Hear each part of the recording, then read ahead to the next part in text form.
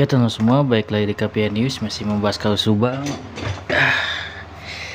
Pada video kali ini kita akan membahas sedikit tentang bahas CCTV ya teman-teman, karena kan masih hangat, masih membahas OOJ nih, seputar OOJ.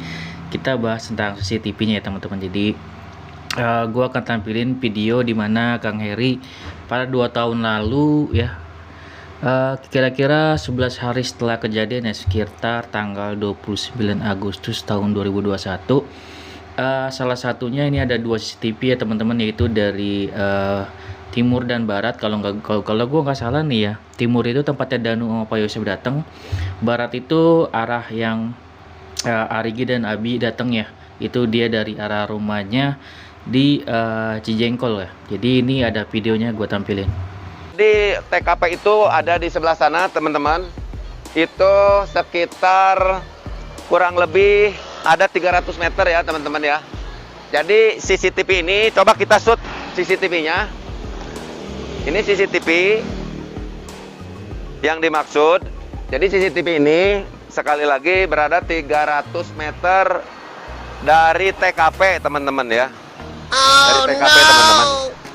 Jadi mungkin data yang ini yang diambil untuk dapat memberikan informasi apa dan seperti apa yang ada di CCTV ini. Cuman mungkin dapat teman-teman semuanya bayangkan ya, TKP itu ada di sana 300 meter ya kan, sementara CCTV itu ada di sini. Nah, di situ ada yang namanya CCTV dari tukang jok ya teman-teman. Jadi yang di sebelah kanan atau di sebelah barat, di mana Arigi dan Abi di situ datang gitu ya. Namun kan kalau di tempat TKP agak di depannya ke samping itu kan ada sekolah ya, CCTV di sekolah tersebut kan sudah diinfokan bahwasanya mati ya. Dan 300 meter itu ke kanan, di mana Arigi dan Abi itu datang, itu ada ya tuh namanya tukang jok, ada CCTV-nya. Fungsinya apa tuh Bang? Ya itulah CCTV yang benar-benar dipakai ya oleh pihak kepolisian dan diselidiki gitu. Dan harusnya memang ya kalau misalkan di situ Arigi dan Abi datang lewat situ, harusnya sih terekam ya teman-teman, minimal kalau misalkan dari TKP-nya nggak terlalu terlihat karena jauh 300 meter. Minimal kan orang yang di situ kan Arigi dan Abi kan berjalan, harusnya kan kelihatan gitu teman-teman. Namun di sini ya balik lagi ya, kalau misalkan dari CCTV tersebut ada ikut campur tangan dari OJ menghilangkan atau kayak gimana kan, bisa kemungkinan dua ya teman-teman, bisa dihilangkan atau dirusakkan kayak gitu kemungkinannya kayak gitu. Jadi disitulah titik terangnya harus diselidikinya. Kayak gimana tuh Bang? Ya harus diselidikinya menurut gue pribadi ya. Di sini harusnya dicek ya, dicek siapakah yang meminta gitu kan, dari Polsek atau dari Polres yang meminta CCTV tersebut kepada tukang jok gitu. Jadi tukang joknya kan tentunya akan tentunya diperiksa gitu ya.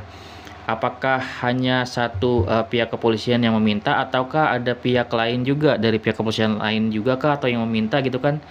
Jadi dimintanya apakah 2 kali apakah gimana, itu harus diperiksa ya teman-teman. Jadi benar-benar harus dicek. Nanti kalau misalkan sudah diperiksa nih, siapakah yang meminta untuk CCTV tersebut, nanti kan ketahuan nih orangnya gitu kan, siapa orangnya. Oh ini orangnya, terus kemungkinan dicocokkan juga nih sama Pak kemarin ya, Bapak Purnawirawan, apakah orang yang meminta CCTV tersebut ada kecurigaan nggak bahwa dia ini termasuk OJ kan kayak gitu.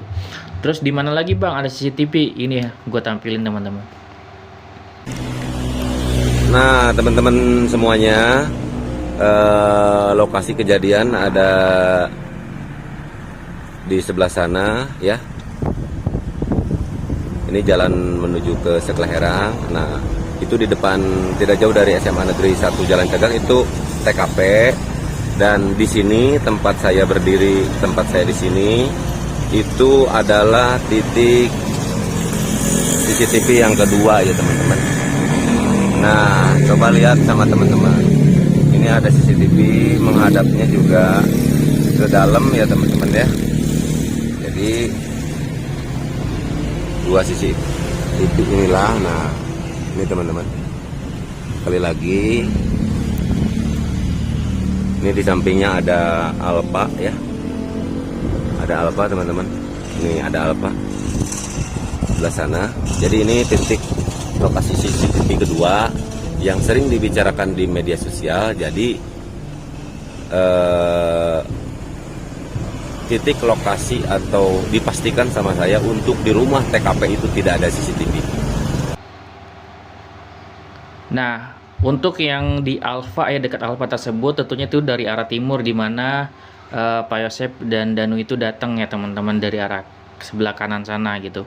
Itu ada kan jalan terus, ada Alfa, kemudian ada rumah nih besar. Namun di sini sayangnya ya, berdasarkan penuturan dari Kang Heri ya, bahwasanya itu CCTV-nya itu tidak mengarah ke jalan, sayang banget ya.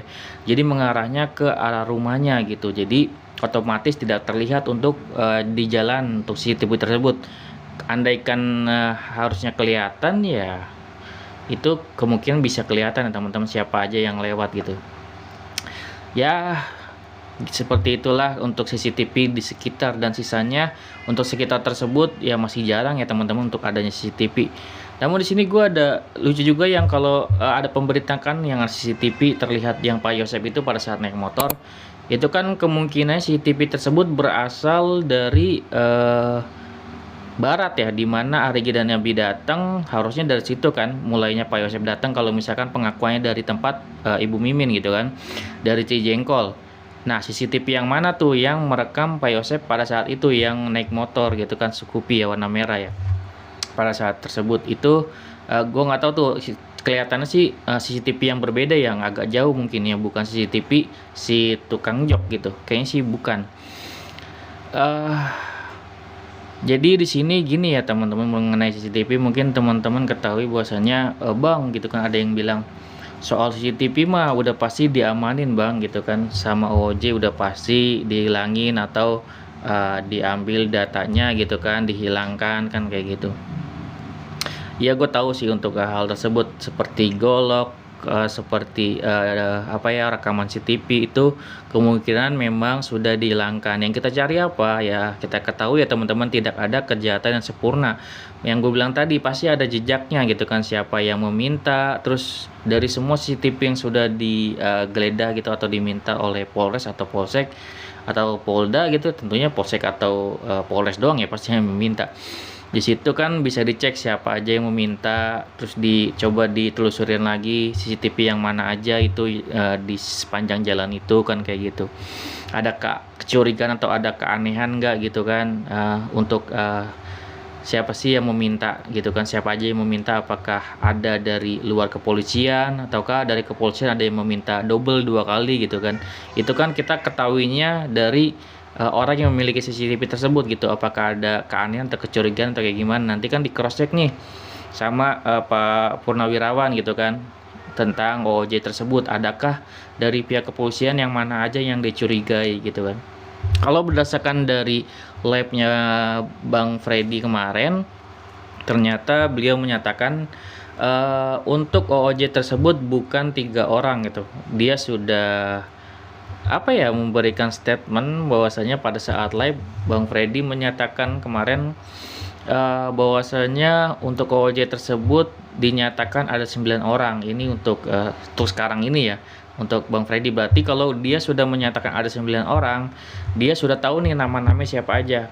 Kenapa dia bisa tahu bang? Ya karena Bang Freddy itu kemarin mewawancarai untuk Pak Purnawirawan tersebut gitu, dan juga mewawancarai 1 orang lagi yang menjadi saksi namun tidak mau diekspos gitu. Orang tersebut ini orang yang sudah pernah diwawancarai juga, namun tidak mau untuk diekspos orangnya gitu, karena katanya sport jantung kalau misalkan diberitakan gitu. Ya kalau misalkan sebenarnya kalau misalkan tidak bersalah ya harusnya tidak takut ya teman-teman. Namun di sini dia malah ada rasa takut gitu. Artinya kan kalau ada orang saksi ya, seorang saksi diwawancarai dan tidak mau diekspos, padahal ini udah terang ya itu kan beritanya, ya sepertinya orang tersebut mungkin kemungkinan terlibat. Itu menurut gue ya teman-teman. Kalau misalkan dia tidak takut nih, seperti siapa, seperti Bapak Purnawirawan ini, mau dia diwawancari oleh Bang Freddy, namun di sini memang belum dipublish ya sama Bang Freddy. Karena apa? Karena memang di sini ya luar biasa, beliau ini menyebutkan nama-nama sepertinya teman-teman. Kok bisa tahu Bang, beliau menyebutkan nama-nama untuk Pak Purnawirawan ya? Karena dari wawancara tersebut, Bang Freddy disebutkan nama-nama pasti. Kenapa bisa kayak gitu ya? Karena Bang Freddy pada saat live dia menyebutkan bahwasanya OOJ tersebut bukan ada 3 tapi ada 9 orang kayak gitu. 9 orang loh. 9 orang bukan 3. Berarti sudah dibongkar semuanya oleh Pak Purnawirawan saat diwawancarai oleh Bang Freddy gitu, dan harusnya rekamannya ada, tinggal kapan nih untuk Bang Freddy bisa membongkar atau mempublish hal ini gitu. Biasanya kalau Bang Freddy sendiri agak hati-hati orangnya teman-teman, kalau misalkan diminta oleh satu saksi jangan dipublish, dia pasti orangnya amanah banget, nggak bakal dipublish kayak gitu. Dan kemarin dia ada kekecewaan ya masalah orang yang menyebar itu videonya atau pemberitaan tentang rekaman dia gitu kan, mengenai ada hubungannya yang Pak Yosep marah-marah itu. Dia agak kecewa sama seseorang yang biasa nelpon dia, kenapa informasi dibocorin gitu. Dia kalau misalkan ada sesuatu informasi yang memang gak harus dibocorin atau ada amanah dari seseorang, dia nggak bocorin tuh. Menurut gue salut ya untuk Bang Freddy. Makanya kalau Bang Freddy live gue selalu ngikutin ya, juga Anjas kayak gitu. Dan juga biasanya gue ikutin juga kalau ada Mbak Suci live. Ada fungsinya teman-teman, jadi ya teman-teman di sini gue juga mau nyaranin nih, jangan misalkan menyalahkan Mbak Suci. Kalau Mbak Suci memberitakan mungkin tentang keluarga Pak Yosep atau kayak gimana, dianggap mendukung atau kayak gimana, kenapa nggak bisa ngomong kayak gitu Bang? Karena di sini kita juga sebenarnya ada manfaatnya juga mengikuti channel dari Mbak Suci. Kita juga bisa tahu dari dua belah pihak teman-teman, tidak hanya kita mengikuti dari YouTuber Subang, dari Pak Tovan, kita juga bisa mengikuti dari informasi dari Mbak Suci gitu kan ya, mengikuti informasi-informasi yang diberikan mengenai Pak Rohman gitu kan ya, dan juga semua keluarga dari Pak Yosep, informasi terbarunya. Jadi kita ngelihatnya dari dua arah kayak gitu. Seperti itu kalau gue sih kayak gitu ya teman-teman. Dan gue juga memperhatikan banget analisa dari itu ya, Anjas Asmara, dan juga jadi semuanya kalau gue ambil lengkap gitu ya, tidak hanya dari satu sisi aja. Oke, semoga untuk yang CCTV ini semoga terungkap ya teman-teman. Gue kenapa gencer banget ya untuk OOJ ini, pokoknya gue bener-bener pengen OOJ ini terungkap ya teman-teman. Jadi gue ibarat kata ngasih saran secara tidak langsung gitu ya, agar OOJ ini diusut melalui CCTV. Kenapa? Semuanya juga lagi ngebicarain itu ya, buat Bang Freddy, Anjas gitu kan. Dan emang gue udah mau arahnya ke situ, dan gue lengkapin lagi juga nih dengan video dari Bang Heri ya, yang pada saat 2 tahun lalu langsung benar-benar lihat CCTV mana aja yang aktif gitu ya. Oke, segitu ya video dari gue, semoga bermanfaat. Wassalamualaikum warahmatullahi wabarakatuh. See you next video teman-teman.